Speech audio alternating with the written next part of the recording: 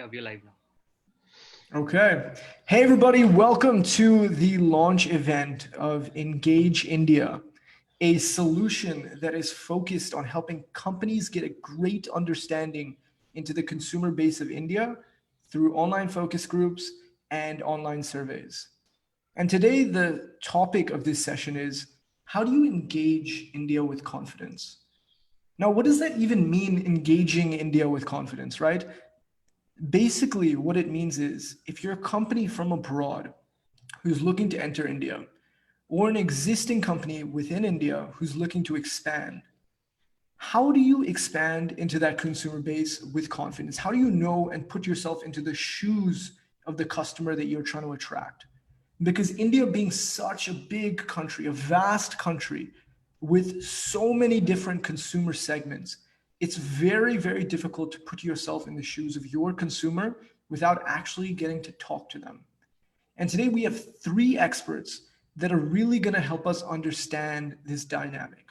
They're really going to help us get into the questions of what is the Indian consumer base like, and what are the opportunities moving forward for companies that are looking to enter India. And we have the three experts that we have on are Vishesh Rajaram, who's the managing partner at Special Invest, a investment firm that specifically focuses on investing in deep tech startups.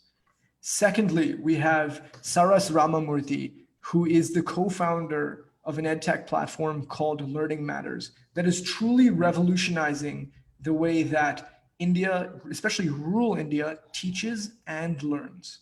And last but not least, we have Bhavin Pandya, who is a co-chair at CII Young India, which is an organization that is looking to build the youth of India. And we're going to separate this into three different 20-minute sessions, starting with Vishesh. How are you? Doing great, can't complain. I'm calling in from Chennai, which is known to be the hottest town on earth. Right. So let's get started. Could you just give us a little bit of background into yourself and Special Invest? Sure. So I'm the co-founder of Special Invest. It's a seed stage fund. We manage about $30-40 million of assets, typically invest in seed stage companies. Our average ticket size of investing is about $500,000. But if there's one thing that sort of sets us apart, I think we focus on enterprise software and industrial hardware. We're among the handful of a few VCs in the country who are standing out to be investing in hardware, investing in frontier tech or tech that hasn't had precedence. Our prior investments include investments in space, investments in robotics, investments in building electric vehicles, investments in aerial mobility on the hardware side. And we've done a variety of stuff on the software side around AI and developer tools and things like that. Nice. My own background, I've been now doing this for the last 14 years. I spent a good 10-year period at a fund called Venture East, where I did both deep tech and consumer investments. And at the end of 10 years, I said I need to go out and build something from ground up, and like dabbling with very early stage, like dabbling with new tech or tech that hasn't existed before, and with the hope of building technologies of the future, which is what we're here to do. And that's why you're so perfect for this discussion, because like you said, you're investing in new technologies that may not have been seen before and may not even have customer bases before. So can you talk about, before you were going into this, a few of the trends that you see and have seen in the Indian consumer base that lead you to feel opportunistic and lead you to feel that have given you a greater understanding before you got into Special Invest? Yeah, I think the whole platform for all of this was set in the 2008-10 era, where you essentially now had very standardized softwares that run on mobile phones. The time before that, you basically had Java running on phones, and the biggest challenge is you could build a software tool that could sit on a phone, and that had to sort of be customized for every phone. And then people started talking about a holy grail where you could build software that could adapt itself to different phones, but you still needed to figure out different phones and build it out. And then came Android and iOS, which pretty much changed the landscape for digital adoption. At one end, it allowed for developers or builders of product to build a product that now could survive, exist, and function on a very standardized platform. Okay. Two, it also gave a great opportunity for them to leverage these two standards for distribution of products. I think this was the big shift because now you had people who could make a product and not worry about how the customer finds it because you had an app store. You could essentially go look for the product in the app store, find it, and you know that the product was reasonably stable because the app store's done its own diligence on sort of passing through stuff and putting it out there. I think that was the sort of the foundational block for whatever we're seeing now.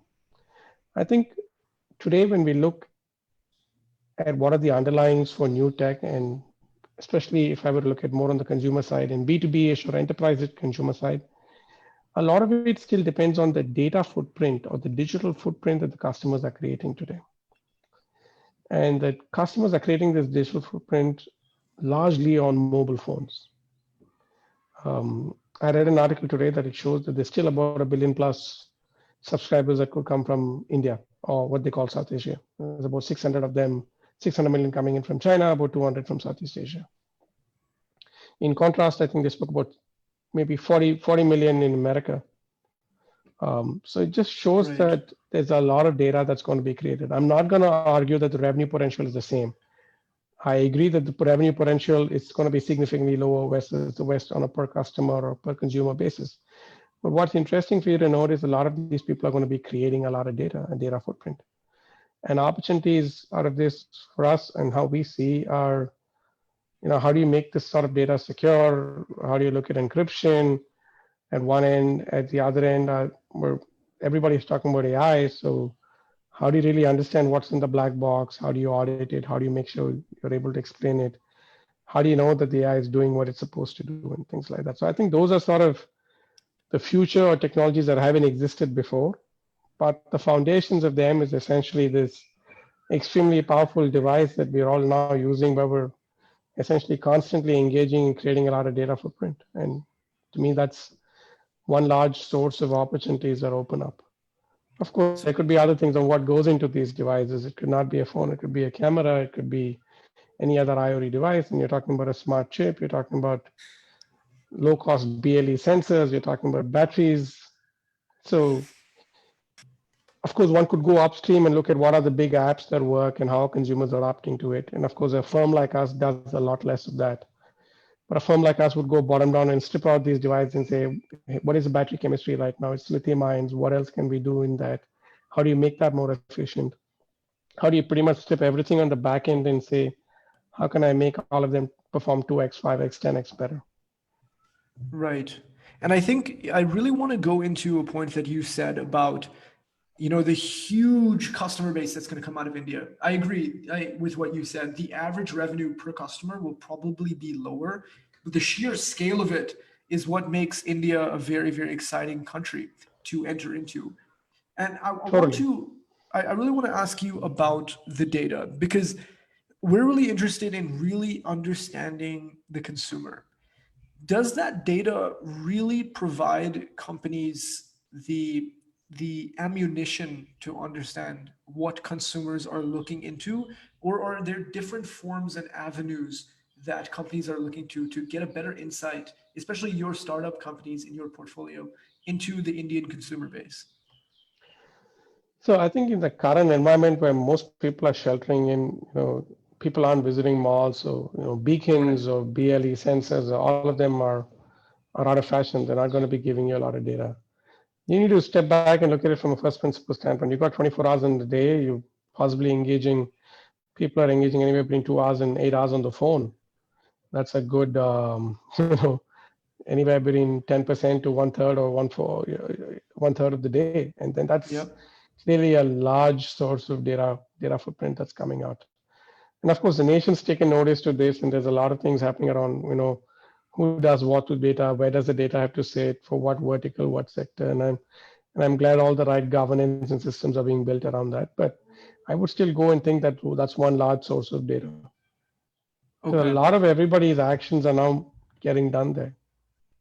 You need to order Well, food, you need to get groceries, you need to book a cab, you need to get someone to come clean the house. or whatever else. You check mails, everything is on that device. Yeah, and everything is really tracked and analyzed to a point to really understand whether, the consumer sentiment is happy, sad, like the process, dislike the process. Yeah, Go ahead. this whole data, of course, is a very, I mean, there are two sides to the coin. There's one side of the coin that there's a lot of data, and then you're able to offer things. At the other side of the coin is privacy, and how much data is really good and how much is not good, and how do you sort of make sure that someone's private life is not now being looked upon to sort of find ways to upsell a product to you. Yeah, and I like So I I have like mixed this. views on Sorry, go that, ahead. but go ahead. Yeah, it's definitely a big debate, but I really like how this topic really kind of encapsulates India because everything, especially at a middle class level, is done on the phone. Everything I do, whether it's me getting a haircut, like you said, ordering food, ordering groceries, it's all done via a device. Can you talk about why that makes India unique as a nation as opposed to some other countries that are still moving towards this digitalization, era? So I think it's clearly unique from just the size it represents, right? The opportunity at sort of aggregating the customers at one end is large. What you do need to understand is a lot of this is now being retrofitted into the old infrastructure, which is the haircut guys are small, they're fragmented. The stores that are selling you groceries are small, they're fragmented. It's not clearly at the scale of US where you have a Costco or you have, a Best Buy or a Target. Of course, you have some of those names, but they're significantly smaller in penetration, or Walmart, for example, right? And here, what's clearly unique and different is that the the the supply side is supremely fragmented, and then you need to find ways of using tech to aggregate supply, and hence there's a huge opportunity for many of these people to be marketplaces. So are there any like key particular industries that you feel there are a lot of opportunities for companies to move into? And I know Saras is going to be a little unhappy about the term I use here, but in a post-COVID world, what are some industries that companies should be looking into? Well, since you used the word post-COVID, I'm just going to pick up two or three things, right? Of course, getting anything done remote, whether it's teaching somebody remote or getting work done remote, and now measuring it, monitoring it, and improving productivity around it is extremely valuable, number one. Right. Number two, I think people have now sort of woken up to how do you build better healthcare infrastructure? How do you build better healthcare delivery?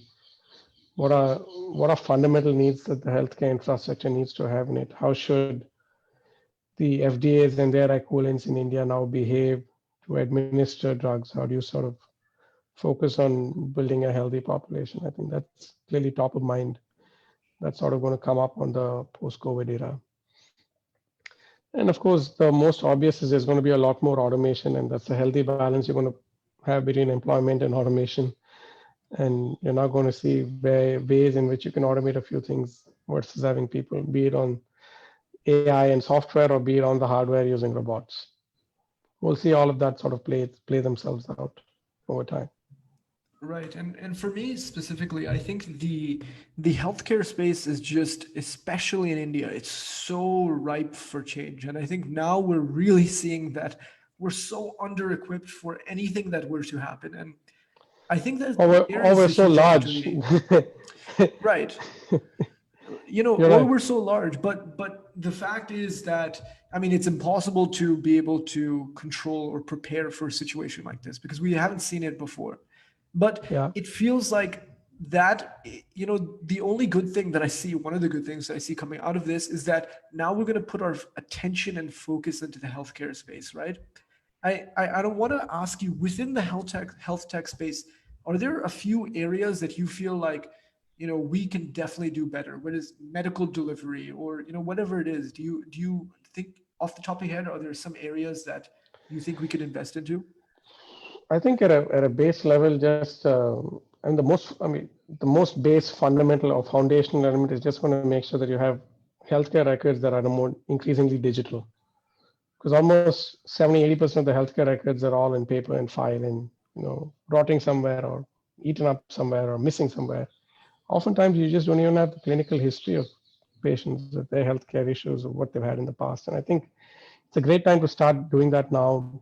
Um, I've heard of this hospital in Israel. It's called Sheba Medical. It's got data over the last 30, 40 years of patients. That's just extremely valuable. And whatever AI, whatever you want to sort of build, you need high quality data, and you need data across time frame, and you need data across a large sample of people. I Right. think the most foundational element is to go build some of these. While I know there are a lot of EHR companies or record companies and software tools, I think the nation needs to now invest itself significantly in creating data, documenting it, and of course building the right checks and balances to make sure that that data is not up for grabs by the wrong folks. You got to I mean, the fear of data privacy and security shouldn't prevent you from creating data. You still need to create digital data. I think there should be a wave of digitization of this because that's the foundation block that will allow you to do a bunch of varied things on top of that data. Right. And I think, India is also a special case because we kind of skipped, a section of digitalization and went straight to smartphones. We didn't go Yeah, to desktop, we didn't go to computer, PCs. PCs and everything. We went straight to the smartphone, which is, amazing in so many ways. And Geo has, like you're saying, it's just democratized the data to a point to that it's so cheap. Like it's extremely cheap to use your cell phone, and it's in a price point that a lot of India can access, especially even the hardware. It's very accessible. I wanted to ask you one last question, Vishesh. Is there any advice that you would give to any startups looking to enter India or startups that are within India on expanding? So I think that the only sort of cautionary note on expanding is always it's a tricky problem to solve, right? When you really expand, and oftentimes I think we've learned and we guide our companies to say at the time you sort of have product market fit is the time you sort of double down and expand. Because expanding too early with too little resources essentially makes those resources dry up sooner, and then you're sort of left without sufficient progress and without sufficient capital. So I think scaling has to clearly do with market acceptance of what you're trying to do.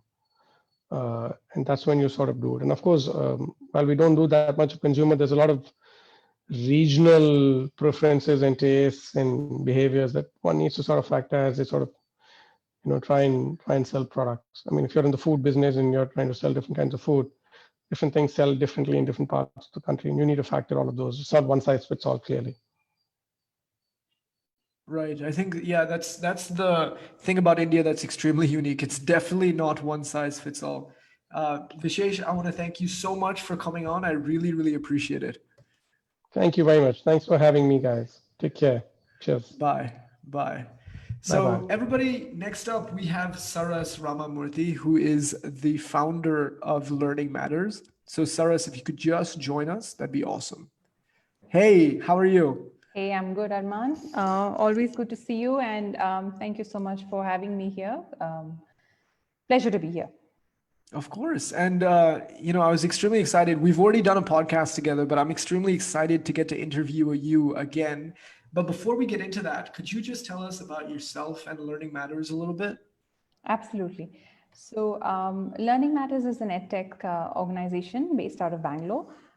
We primarily focus on creating technology-based solutions that are accessible and affordable to schools. We're focusing on tier 2 and tier 3. Not that we're not selling to tier 1, but nobody goes to tier 2 and tier 3. Nobody creates products that are specifically made with them in mind, knowing the kind of infrastructure challenges they have, knowing the kind of other challenges they have. So that's what we focus on. And I myself am an educationist. I have studied education and child development and been in education my entire career, which is like 25 years now. So we all are, the ethos at Learning Matters is recognizing sort of the game-changing impact education can have for anyone. How do we then ensure that it gets to those who need it the most? But one significant thing that's unique about what Learning Matters does, and what also makes us very different from a lot of the other edtech players out there, is that we put a lot of focus on the teacher. So our solutions are created keeping the teacher in mind. we believe that when you're able to impact a teacher, then that teacher can then impact generations of students, and not just, rather than reaching out to the students directly. So our suite of solutions are all there to support and assist the teacher in several ways. We have various tech-based solutions that do that. And what I love, I do love that about your company, because I feel nobody else is doing that. Really, nobody else is focusing on the teacher and empowering them. And especially in rural India, you know, that's extremely important, because not everybody has an iPad or a laptop. I want to start off with your story is also very unique, because you're coming from the US, from education in the US, and esteemed universities and esteemed programs. And you've come to India and you've worked here as well as started up a company here. Can you talk a little bit about a few of the things that make the Indian market unique, that make the Indian consumer unique, and why it's important to design for the Indian consumer?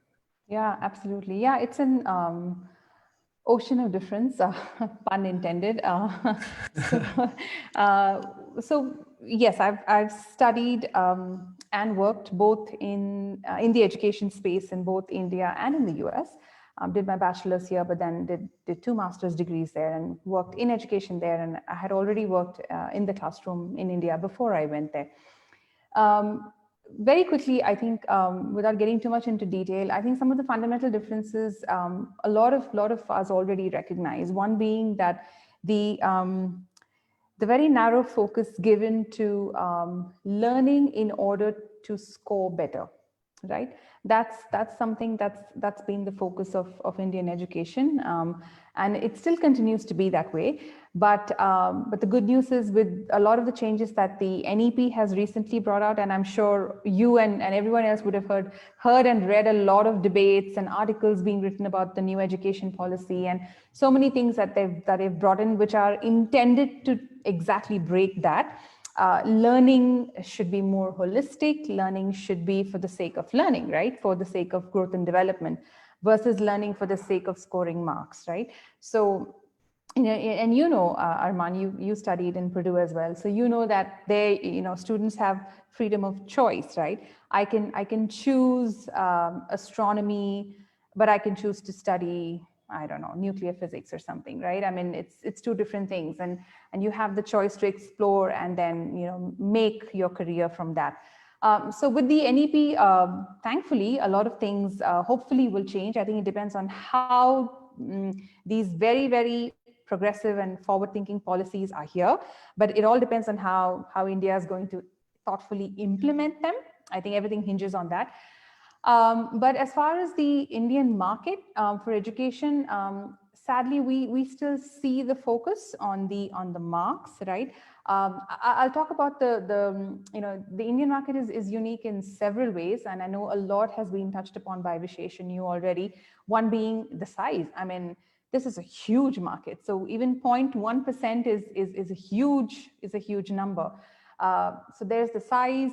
There's the fact that it's a very aspirational market, and it's a very young market, right? So when you look at demographies, compare Indian demography versus around the globe, we have a very young population, and we have a very aspirational population, right?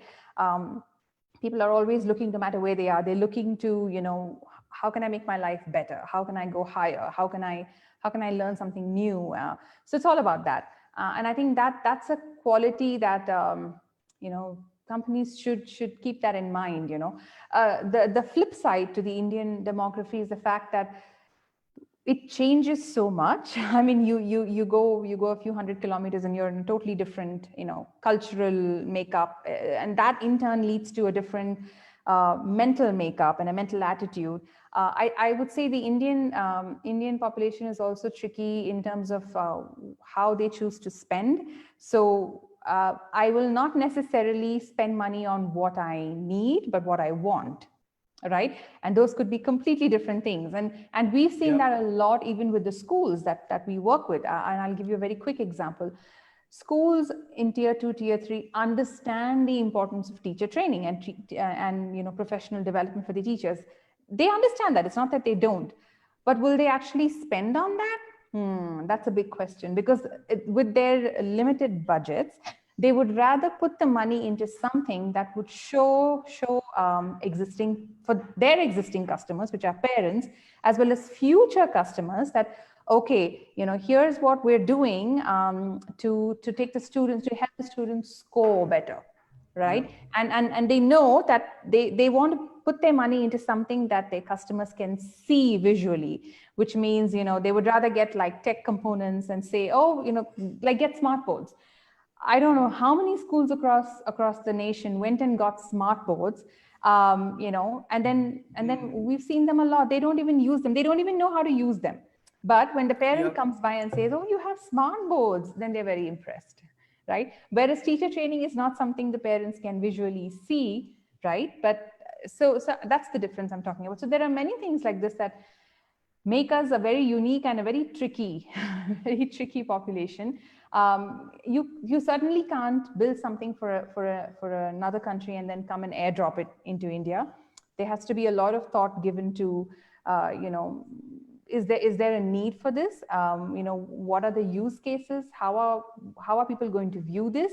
Are they going to view this as, this fits into my what I aspire for, and therefore are they more likely to buy it? Or is it very clearly it's a need, and therefore they might not actually put their money into it, right? So I think these are some things that people have to think about. I'll also, if I may, I'll also give a quick example from our own experience. So the very first solution that we created in Learning Matters was a digital content platform, and it was a very low cost platform on the cloud. So schools didn't have to install. They still don't. I mean, we still have a lot of schools using it. They don't need any hardware. There's, you don't need a resource person going out to the school and updating it to make sure it's matched up to what's on the server. Nothing like that. It's all on the cloud. It's like signing into Gmail. And we had curated a lot of it, which was public domain. So we thought, this is so great. I mean, which school in tier 2 or tier 3 wouldn't want something like this? And it had the videos. We had done a lot of concept summaries in Indian languages. And we thought this was great. Everybody's going to like really jump up and buy this. And they did. And then very soon what we realized is we were seeing not so great usage. And we came to understand that while they liked the idea of the platform, teachers actually weren't trained enough to know how to meaningfully use the platform while teaching. So the schools were coming back to us and saying, you give us a great platform, but actually, can you also train my teachers on how they can become better teachers and use something like this? Because they have no idea. And then, so that's what I'm saying. You have to really figure out drive down to the root of what the perceived problem is, and then build a solution. And that's what led us to start doing teacher training. I really like this answer that you just gave for so many reasons. One of the insights that I took away from it is that India is a very price sensitive market. Yeah. You can't overprice, you can't underprice. It has to be just perfect so that people believe there's quality, but it's not going above and beyond, right? Exactly. Yeah. Yeah. A second thing that I really took away from what you were saying, and I heard somebody else say it in a talk or an article that I read, is that India is the most selfish market on the planet because we want everything here and we want it now. Yes. Everything is on our fingertips, right? Yeah. And that's also that's a great point. And that also made me remember this other point, which makes us unique, is unlike another market, say like China, which is such a closed market, right? We're such an open market. I mean, when a startup here in any domain is building a solution or is building anything, you're not competing only against the other Indian startups, but you're possibly competing against so many others from all over the world, because our market is like that. We allow anyone anywhere to, and our people can buy anything anywhere, right? So that actually makes it tougher for us. I mean, the sense of competition is more cutthroat here, right? Definitely. And exactly. And that really expands on what I wanted to say next, is that, kind of the title of what we have here, a little bit, it's an oxymoron, because engage India with confidence is a bit, because there's so many different segments in India, right? So it's hard to say India. And I'd love to, expand a little bit with you, especially with, EdTech, and you're creating content management platforms. You have an Alexa that'll speak to the student. how difficult is it for you to expand into a new region, right? Because you have to have language considerations, age considerations in the student, all these different demographic things. So could you talk about, the kind of things you think about when moving into a new sector? Okay. So when you say new sector, you mean building something for out of India? Is that what you're Or saying? segment within India. So Within for India. example, Ah, okay. yeah, within India. Oh, sure. Okay. Yeah. So we've definitely seen that. As I said just a few minutes earlier, even across states and even within the South, when you look at even now post lockdown and one huge thing that came out of it is the rapid adoption of technology by the education sector. Schools that were so resistant to it before now realize there's no other way out. I mean, I have to be online in order to keep running and stay alive. But even there's so much of a difference, right? So, for example, we know that certain markets, they don't put so much of a value on, let's say, trying to learn English, communicative English. And when there are other markets that are so specific. I mean, you tell them that you have a solution that teaches communicative English and they sit up and notice immediately. And the same thing, absolutely no attention in other segments. So what we think about before we go to different markets is, we have our sales team that does a little bit of groundwork on what's the market like there, what is their appetite for such a solution. Is there a want for such a solution? And I consciously say the word want rather than need. So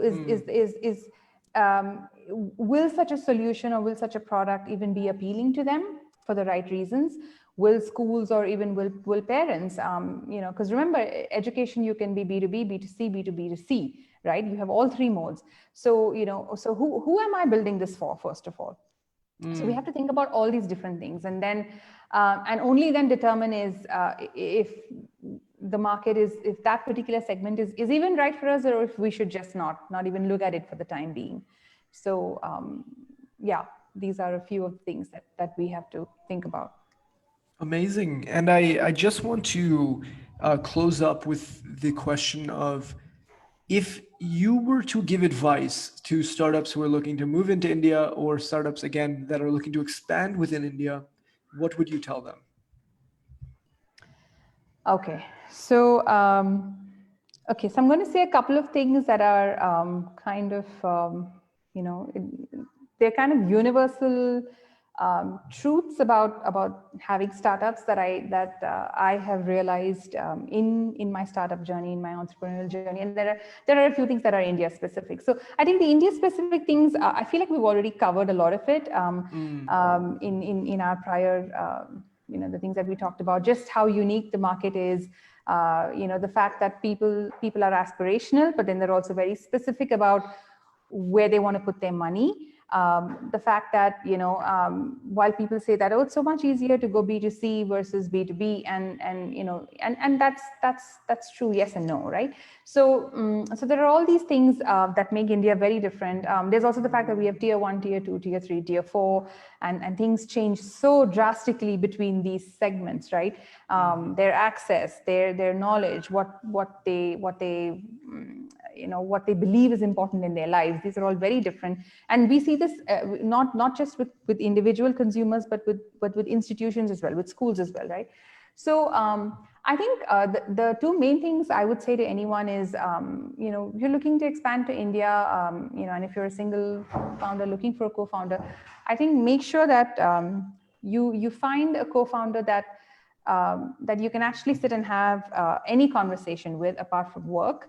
I think that's very critical to have to get into this. I say co-founders, but I'm extending that to your top management or whoever it is. It has to be people that are aligned to you by ethos, right? That believe in the philosophy, that have the mindset that you do in order to take your vision forward, whatever that is, whatever that vision is, whatever sector that is. The second thing is, when you go in for investments, again, it's the same thing. Make sure the person on the other side of the table is someone that you actually share a lot of ethos and philosophy with. Without that, it's going to be very tough. So those are just kind of two general things. But the rest of the things, I feel like we covered a lot of those. India is a tough market, but the fact is it's also a huge market. So there's enough place for everyone.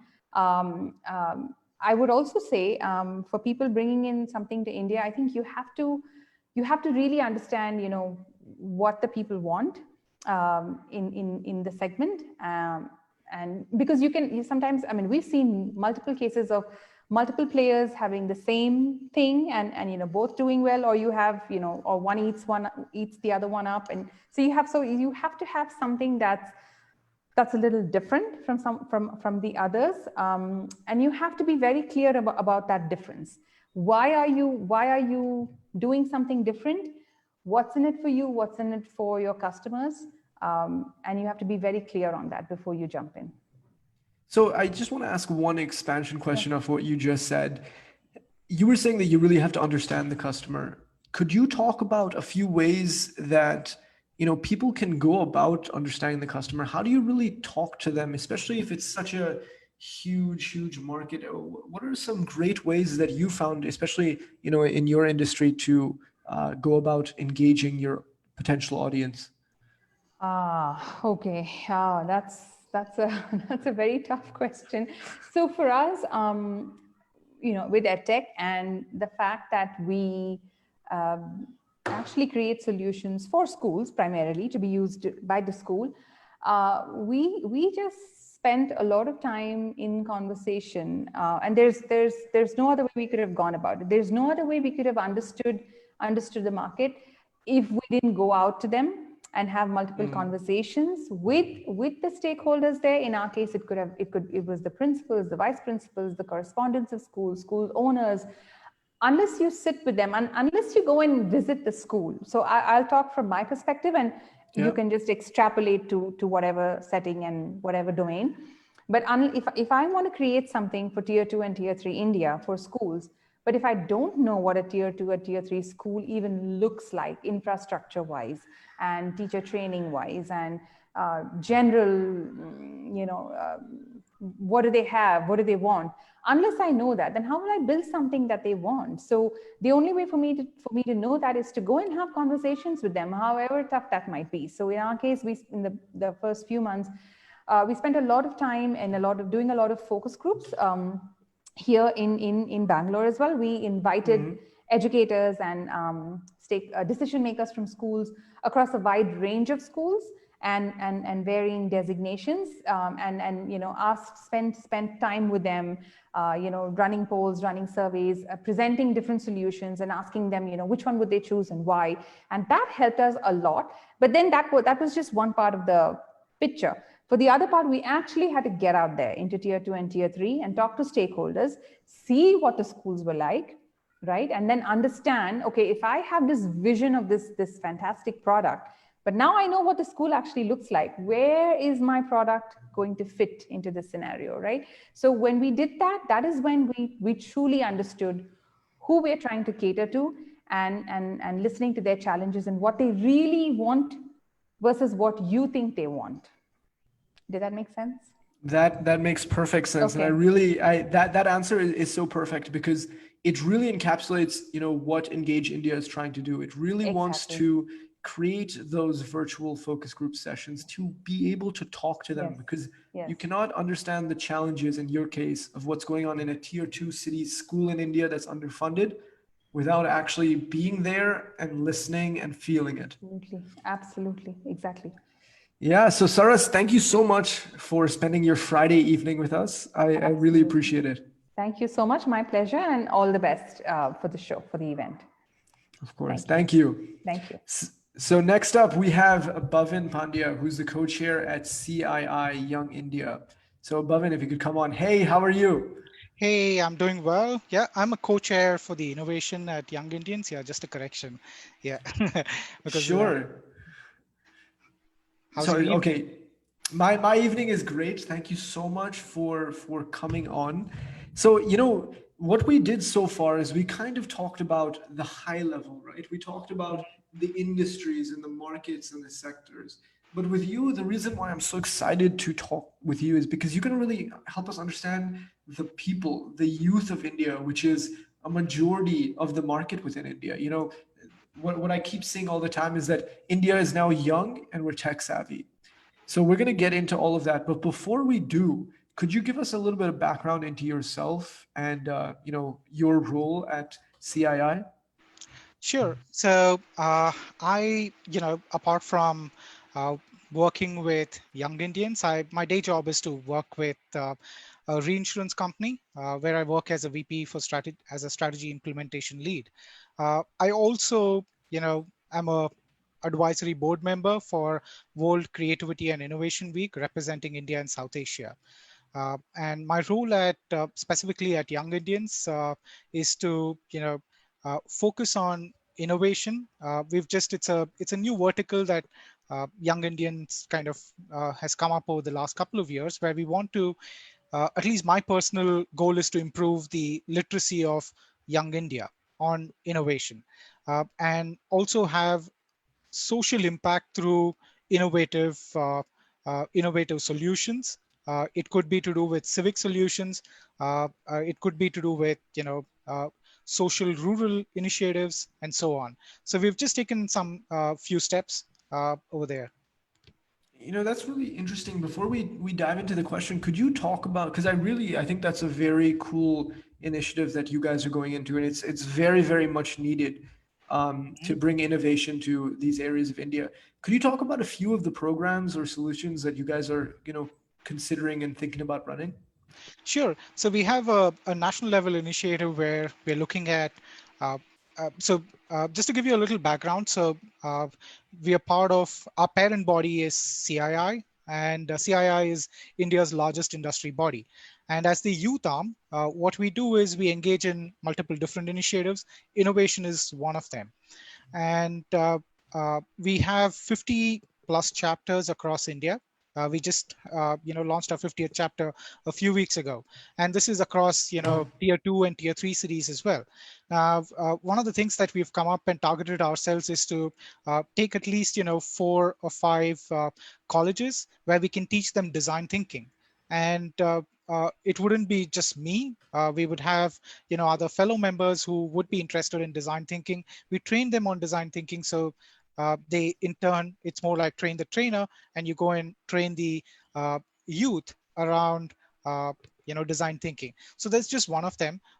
Along with that, there are some nascent I would say whiteboarding that we've done around how we can engage with other countries, because uh, from a from a Young Indians perspective, Young Indians is also, one of the proud founders and members of G20 Young Entrepreneurs Alliance and Commonwealth Alliance of Young Entrepreneurs for Asia Pacific. So how can we, align with other countries and make use of, the innovation that's happening there? So there are some, interesting thoughts. I'm pretty sure that, once we firm up, we would be able to take it forward. Another initiative is we are working on which is close to finalization, is around innovation explorers. So these are uh, college students who we will kind of mentor them on understanding different innovation concepts. And this is not just for the place I'm from, Bangalore, but from other nearby cities to first understand with. And how can we give them more knowledge on innovation, understand how it's practically being used.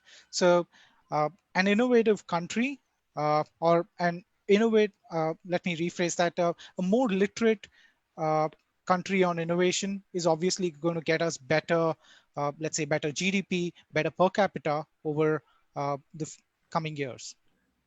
Yeah, I think that that's so important that, the work that you guys are doing, it's really, impactful. I completely agree that the more and more people that understand how to innovate in different areas, the more innovation that will be spread throughout the country, not just for, the tier one cities like you're saying, but we can actually go down like what Saras is doing into the tier two, tier three rural areas of India. Absolutely. And we just had our Mysore chapter, they had a hackathon with college students, right? And this is to, encourage students. and we will have design thinking also as a part of curriculum that I believe the CBSE board is thinking or contemplating about doing that. So it does help and aid this process of having better knowledge on the innovative or innovation concepts and creativity concepts as well. Right, right. And I think that's so true. So amazing stuff that you're doing. And I think that leads us into the next area is that you work with so many college students, which is a little bit younger, but a huge population of India, a huge segment of the population. Mhm. Could you talk about, from your experience with working with college students, a few of the things that makes the Indian youth a little bit different than in other countries? Yeah, so and it's very interesting, right? Because Saras kind of covered it. It's about what they want and it's not about need. So I'll put this in a different context, which my uh, professors from IIM shared this. And if you, for people who don't understand Hindi, I'm sorry, but I'll just translate that. So he said, customer is nothing but kashta se mar. Okay, so you're looking at the pain points. So kashta is nothing but a pain, right? So if you're looking at the pain point of the customer, right, and then trying to solve that in any business that you are in, you will be able to uh, cater to the market. How big is the market? You'll have to do some research around that, because obviously you want to look at the financial viability of the project that you're taking up. Right, right. So, and on that, like, do you see any pain points that the college students or the youth of India is facing right now? And what are some things that you think could be addressed? Some opportunities. Yeah, so it's important, right? So to also understand the history, right? Yep. India was uh, as in the pre-liberalization phase, we were looking at more from a need perspective, and it's post-liberalization. We've had this culture of want, right? And it's not developed overnight. It's happened, over the last 3-4 decades. Now, what is it that the young Indians are looking for is something that is, adding value. It has to have some utility. Uh, Most of them, they don't want to also compromise on quality, right? And I'm talking about tier one. uh, in tier two as well, we see that, okay, and this is based on my experience interacting with the younger folks or the college folks, where they do want to save time as well. So that's why you see maybe the shorter version of YouTube's the ones that got banned, or there are alternatives that have come in now. So they want to experience everything. It's not like if somebody in let's say US, or even a developing country like Brazil, if there is something that's happening there and they get to know it, because they're very aware population as such, because information is available to them. So they want to experience it as well. It's not that they are risk averse, like the pre-liberalization or the initial years of liberalization that we looked at. Now, but with that being said, what also needs to be understood is the median age of Indian consumer is going to rise. So it's not going to be we are maybe uh, at the bottom, as in the lowest that we can be over the next few years, but then it's going to start rising. I believe in most of us must have seen the recent demographic uh, or the population statistics that were published. So India is going to maybe peak up to 1.6 billion and then come back to 1.3 billion. So this does mean that we are going to have a situation similar to, let's say, China is facing, for example, today, where one young Chinese is supporting maybe 3 or 4 uh, you know uh, older people in their family. But it's not going to be as uh, uh, you know uh, it's not going to be like we're going to be supporting one or as in an individual is going to support three older people in their family, but it might be just two. But it's still going to get there. And but this is the phase where, yeah, they're going to be interesting times, because this is the generation that is going to take us and make it, let's say, not even a $5 trillion economy, but a $10 trillion economy, because they've got another 40 years of work life left, right? And maybe even the rules would change by then, where we would see, the retirement age might go up to 65 or 70, right? So there is a lot that they will carry us forward with. And I think from what you're saying is, which is so true, is that, and it's really emphasizing with the data that you've brought out, is that the market is getting huge, and because there's so many people with spending power, and the youth, pre-COVID, in a pre-COVID world, we're getting more and more employment, and that's where I feel that there's so much, again, to reiterate, there's so much exciting opportunity that comes out of India, because there's so many people that are looking to spend and that are looking for quality products and are not going to settle, like you're saying, for the average product anymore. It needs to be here, and it needs to be now, and it needs to be cheap, which is something that's really, go ahead. Yeah, absolutely. So there is, again, it again depends on which part of the pyramid that you're on, right? Right. So I've interacted with folks, and I'll be honest here. To prep up for this session, I did talk to a few folks as well who were young, and they, some of them were like, they're okay to buy maybe an expensive product even online, right? And some of them don't want to buy it online, but once they win the trust, as in the companies win their trust, then they are okay to, buy it the second time, uh, using a digital medium. So, and it really depends on which, where you belong in the pyramid, in terms of your, financial capabilities. Yeah, so I really want to expand on that word trust. Why is India so distrusting of companies and in corporate, especially e-commerce? When Flipkart was coming into India, like you're saying, Mintra, they had to do this cash on delivery because people felt that they were going to get fraud, products weren't going to come, or they'd be broken or something like that. Why is there this, just inherent distrust for the Indian consumer? And I think, and it's just my personal belief, right? And I'll get back to something that you and Vishesh were talking. We just jumped that entire cycle of, not going into PCs and directly jumping into smartphones, right? So as a part of that evolution, we've lost that journey as well. So what it means is, uh, you've kind of fast forwarded 8x 32x, into something that's very futuristic. So you do have certain doubts on what somebody's offering, and then obviously then there are some uh, one-off cases which happen where somebody got delivered something wrong, which is, might be something genuine, or somebody just got uh, you know uh, frauded by Yeah. one-off instance. But people tend to recall that. But I guess with the young population, they are far more trustful than maybe when I was starting out, for example. And they would like to see more, let's say, on a social media, and if it's there, and if there are reviews there, I see that there would be more of influencer marketing that would start playing out. And even within circles, that there would be individuals who would start influencing, like, I like the microphone of yours, so I can, you would influence me on, buying that microphone, right? So something like that. Yeah, that's very true, and it's something that was unique to me when I moved to India.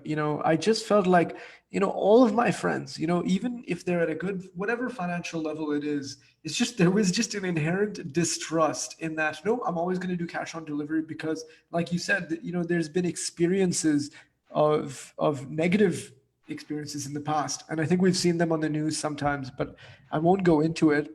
I just want to ask you one last question. Sure. If you were to advise any company or startup that's coming to India that wants to learn about the Indian youth, because that might be the pot of gold that everybody's looking to right now, what advice would you give them? So I'll kind of, add on to what Sarah's kind of, that was, I think, your last question to her. Yeah. And it would be, to go and understand the consumer. So which is we call it Gemba as well. So you go to the marketplace, understand the consumer. Second is, I kind of resonate with what she also mentioned, and second the thought that one size does not fit all, for sure, because India is India because of the different states, different dialects that we have, but that also brings the opportunity. So what you need to do is understand uh, the market that you want to cater. What is the value addition, or like I said, kash to say mar, right? So what is the pain point that you're solving in somebody's life? If you are able to bring show them that value, uh, the young Indian today is, uh, I wouldn't say risk averse. They would like to just try it out, and they would just like to trial it and take that forward. So yeah, I think, that would yeah, be my. that's a very good point. And I just want to know for my own personal thing, what is it again? Kush te same, like Kash to what is the say mar. exact? So Okay, go ahead. customer, Yeah, that's an English word. So yeah, customer is like you're expanding customer to in Hindi, yeah. customer. Okay, so that was in a funny way when he mentioned, and he my professor kind of brought in this point of businesses are there to solve the pain points, not to create a pain for the customer. I love that. I think that's very, very insightful. It's the first time I've heard it. I just want to say thank you so much for coming on, Bhavin, for spending your Friday evening with us. We Absolutely. really, really appreciate it. My pleasure, and good learnings for me as well from, with your thoughts, wishes, and Saras's thoughts. So thank you for having me. Have a good rest of your Friday. Thank you, you too. And Bye-bye. everybody, thank you so much for tuning in with us for this session. If you have any questions, if you have any doubts, make sure to leave it in the comment section below. We'll get them addressed. And just to close up, we kind of want to talk about the solution of Engage India that helps you engage with the Indian consumer base through virtual focus groups and online surveys. And to do that, Vinay is going to take the floor. Over to you, Vinay. Hey, Vinay, you're on mute. Yeah, thank you, Arman. What a compelling session this was. Uh, Understanding the Indian consumer really well. It's about what they want, much more than what they need. The issues of trust, how we jump many cycles, the different tiers of customers. And India as a whole is one big space. So, and engage India with confidence. What we want to help folks with is helping them do a more qualitative as well as quantitative analysis with potential customers, with domain experts.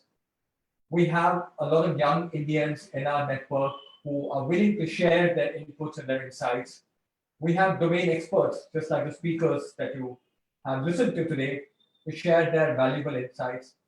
And all of this, we can help you orchestrate end to end without actually you having to be hassled about it. So we will share more details with you. We will be happy to engage with you.